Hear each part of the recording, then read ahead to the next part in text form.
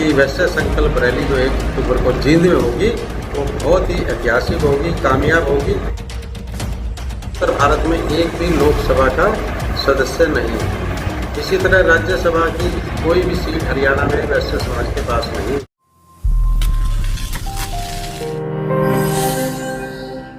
15 सितंबर को सिरसा से शुरू हुई चेतना यात्रा बुधवार को सोहना पहुंची। यात्रा का सोहना में आगमन होते ही वैश्य समाज के युवाओं ने मोटरसाइकिल व डीजे के साथ यात्रा को रिसीव किया, जिसके बाद यात्रा को सोहना के अग्रवाल भवन लाया गया और यात्रा में शामिल लोगों को पुष्पमाला पहनाकर उनका भव्य स्वागत किया गया।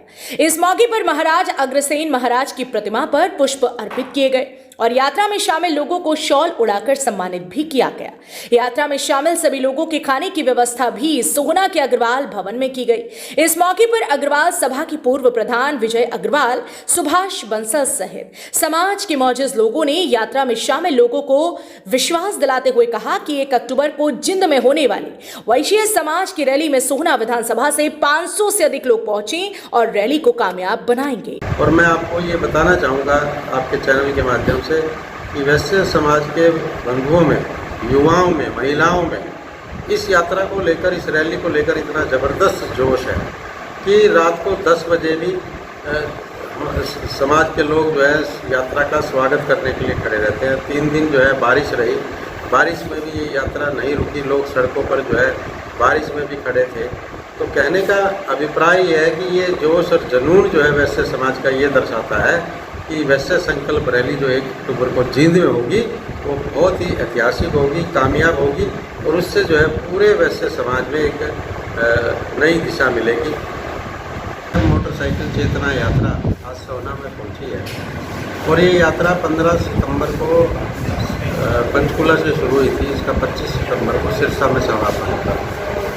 वैसे संकल्प रैली का आयोजन किया जा रहा है 1 अक्टूबर को जींद में।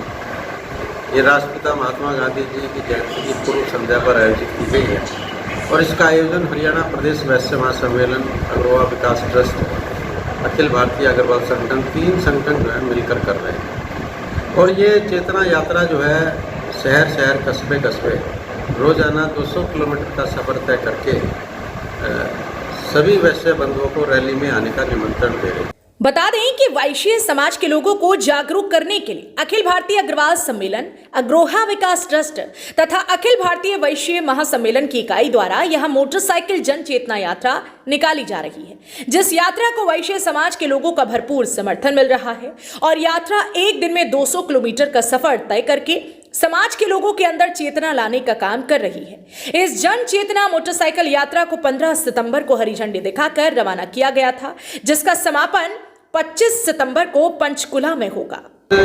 यात्रा का और रैली का उद्देश्य यह है कि महाराज अग्रसेन जी ने सर्वजन हिताय का संदेश दिया, उसको जन जन तक पहुंचाना, सभी वर्गों में पहुंचाना और उसके साथ साथ समाज में राजनीतिक चेतना जागृत करना।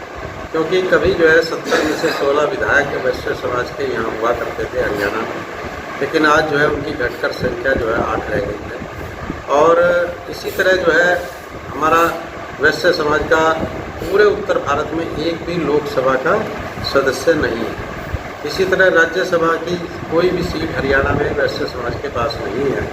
और इसी जब तक जो है राजनीतिक भागीदारी हमारी नहीं बढ़ेगी, जब तक ना तो जो है वैश्य समाज का व्यापार सुरक्षित रह सकता है और ना ही बच्चों का भविष्य सुरक्षित रह सकता है। इसलिए हमने जो है ये सभी राजनीतिक दलों से मांग की है कि हमें जो है 1 लोकसभा की सीट दी जाए, 1 राज्यसभा की सीट दी जाए और 15 कम से कम जो है वैश्य समाज के बंधु पहुँचे। इसलिए ज़्यादा से ज़्यादा टिकटें जो है हमारे समाज के उम्मीदवारों को देंगे।